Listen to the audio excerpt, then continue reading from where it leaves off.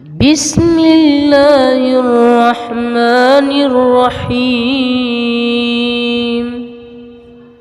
عبس وتولى أن جاءه الأعمى وما يدريك لعله يزكى أو يذكر فتنفعه الذكرى أما من استغنى فأنت له تصدى وما عليك ألا يزكى وأما من جاءك يسعى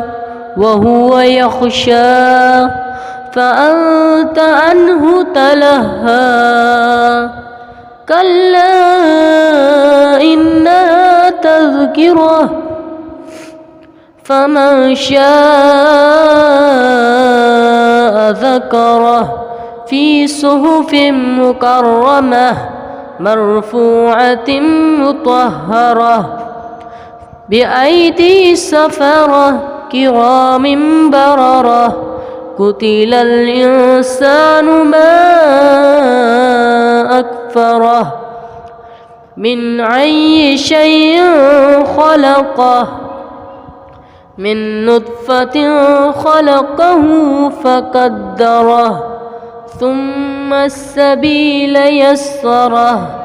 ثم أماته فأقبره ثم إذا شاء أنشره كلا لما يقض ما أمره فلينظر الإنسان إلى طعامه أنا صببنا الماء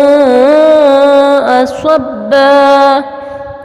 ثم شققنا الأرض شقا فأنبتنا فيها حبا وعنبا وكذبا وزيتونا ونخلا وحدائق غلبا وفاكهة وأبا متاعا لكم ولأنعامكم فإذا جاءت الصاخة يوم يفر المرء من أخيه وأمه وأبيه وصاحبته وبنيه لكل امرئ منهم يومئذ شأن يغنيه وجوه يومئذ مسفرة ضاحكة مستبشرة ووجوه يومئذ عليها غبرة ترهقها قترة